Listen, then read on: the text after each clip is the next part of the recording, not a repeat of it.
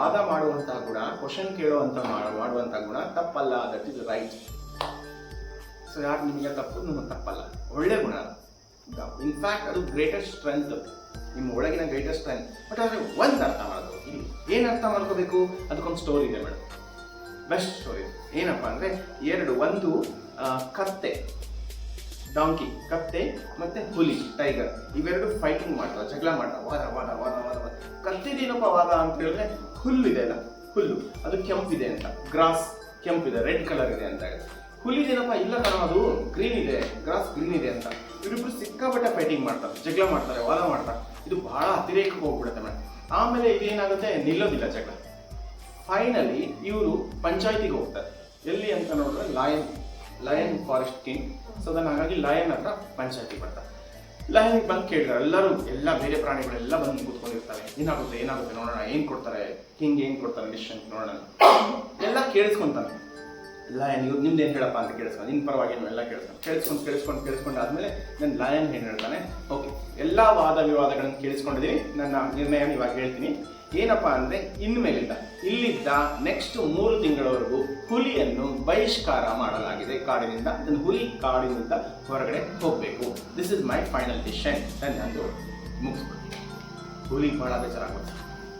ಸತ್ಯ ಹೇಳಿದ್ದೀನಿ, ಟ್ರೂತ್ ಇದೆ, ನಾನು ಹೇಳೋದೇ ಪ್ರಾಮಾಣಿಕ, ಸತ್ಯ ಹೇಳಿದ್ದೀನಿ. ಬಟ್ ನಮಗಿಲ್ಲ, ನಾನು ಹಿಂಗೆ ಮಾಡ್ಬಿಟ್ರು ಅಂತ ಭಾಳ ಬೇಸರ ಆಗುತ್ತೆ. ಹತ್ತು ಸಾಕಾಗುತ್ತೆ, ಹೊರಗುತ್ತೆ.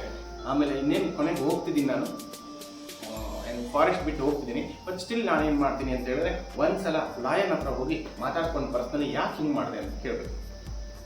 ರೈಟ್, ಬನ್ನಿ ಲಾಯನ್ ಕೇಳಿ, ನಾನು ನಿನ್ನ ಹತ್ರ ಮಾತಾಡಬೇಕು. ಆಯ್ತು, ಏನು ಹುಲ್ಲು ಹಸುರಿದೆ, ನಾನು ಕರೆಕ್ಟ್ ಹೇಳಿದ್ದೀನಿ, ಅದು ಎಲ್ಲ ಇಡೀ ಪ್ರಪಂಚಕ್ಕೆ ಗೊತ್ತಿರೋ ಸತ್ಯ, ನನ್ನ ಸತ್ಯ ಕರೆಕ್ಟ್ ಇದೆ.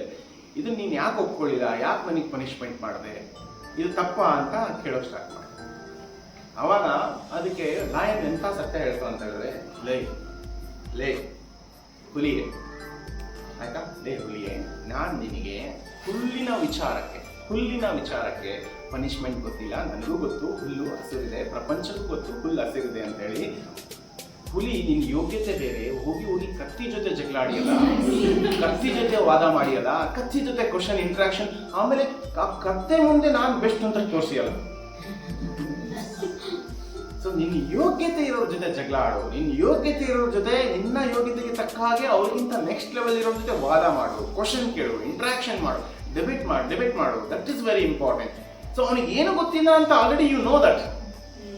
ಈಗ ಅವನ ಮುಂದೆ ಹೋಗ್ಬಿಟ್ಟು ನೀನು ಮತ್ತೆ ವಾದ ಮಾಡ್ತಾ ಇದೆ ಅಂತಂದ್ರೆ that is your mistake. So ಹಾಗಾಗಿ ನಿಮ್ಗೆ ಒಂದು ಬುದ್ಧಿ ಬರಲಿ, ಒಂದು 3 ತಿಂಗಳು ಹೊರಗೆ ಹೋಗ್ಬಾ. ವಾದ ಮಾಡೋದು ತಪ್ಪಲ್ಲ. ಎಲ್ಲಿ ವಾದ ಮಾಡಕತ್ತೀರಿ, ದಟ್ ಈಸ್ ವೆರಿ ಇಂಪಾರ್ಟೆಂಟ್. ಯಾರ ಹತ್ರ ವಾದ ಮಾಡಿದ್ರಿ, ಆಲ್ರೆಡಿ ಯು ನೋ ದಟ್. ನಾನು ಅವರಿಗಿಂತ ಬೆಸ್ಟ್ ಇದ್ದೀನಿ ಅಂತ ಯು ನೋ ದಟ್. ಇನ್ಫ್ಯಾಕ್ಟ್ ನಿನಗೆ ಗೊತ್ತು ನಾನು ಚೆನ್ನಾಗಿದ್ದೀನಿ ಆ ವಿಷಯದಲ್ಲಿ ಅಂತೇಳಿ. ದೆನ್ ಇವಾಗ ವಾಟ್ ಯು ಆರ್ ಪ್ರೂವಿಂಗ್, ನಾನು ಮತ್ತೆ ಬೆಸ್ಟ್ ಇದ್ದೀನಿ ಅನ್ನೋದನ್ನ ತೋರ್ಸಕ್ಕೆ ಅವನಿಗೆ ಹೇಳಕತ್ತೀನಿ. Already they also know. So argument is not a problem madam. But thing is, ಯಾರ ಜೊತೆ ಇಂಟ್ರಾಕ್ಟ್ ಮಾಡ್ತೀವಿ, ಯಾರ ಜೊತೆ ಕ್ವಶನ್ ಕೇಳ್ತೀವಿ, ಯಾರಿಗೆ ಚಾಲೆಂಜ್ ಮಾಡ್ತೀವಿ, ಯಾರಿಗೆ ವಾದ ಮಾಡ್ತೀವಿ, ನಮ್ಗೆ ಇರೋದು ನೆಕ್ಸ್ಟ್ ಲೆವೆಲ್. ಸೊ ಅಲ್ಲಿ ಕೇಳಿ ಕ್ವಶನ್, ಅದು ನೋಡಿ, ಅವಾಗ ನಿಮ್ಮ ಮ್ಯಾಚುರಿಟಿ ನೆಕ್ಸ್ಟ್ ದೃಷ್ಟಿಕೋನ ಚೇಂಜ್ ಆಗುತ್ತೆ, ಆಂಗಲ್ ಚೇಂಜ್ ಆಗುತ್ತೆ. ರೈಟ್, ಇವಾಗ ಏನು ಮಾಡ್ಬೇಕು ಸರ್ ಹಂಗಂತ ಏನು ಮಾಡಬೇಕು? ನೋ ವರಿ, ಜಸ್ಟ್ ಲಿಸನ್, ಕೇಳಿಸ್ಕೊಳ್ಳೋ ಗುಣ ಬೆಳೆಸ್ಕೊ. ಇಷ್ಟು ದಿವಸ ಅದನ್ನ ಮಾಡಿಲ್ಲ, ಕೆಟ್ಟೋನಾಗಿದೆ. ಏನಾರ ವಾಟ್ ಎವರ್ ದೇಸೆ ಕೇಳಿಸ್ಕೊ. ಇನ್ಫ್ಯಾಕ್ಟ್ ಮೇ ಬಿ ಅವ್ರಿಗೆ ಫೀಲ್ ಮಾಡ್ಬೋದು, ಏನು ನನಗೆ ಆನ್ಸರ್ ಹತ್ರ ಹೇಳಿದ್ರೆ ಒಂಥರ ಆನ್ಸರ್ ಕೇಳಿಸ್ಕೊಂಡ್ಬಿಟ್ರೆ ಅವಾಗ ಅವರಿಗೆ ಒಂದು ದೊಡ್ಡ ಗುಣ ಬರ್ಬೋದು. ಏನಪ್ಪ ಅಂತ ಹೇಳಿದ್ರೆ, ಫಸ್ಟ್ ಆಫ್ ಆಲ್ ನಿನ್ನ ಅವರು ಬಹಳ ತಿಳಿದಂತು ಅಂತ ನೋಡ್ತಾ ಇದ್ದಾರೆ.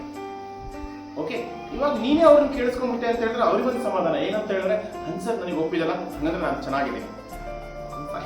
That is what they want. Listening only they are expecting from you, not your answer.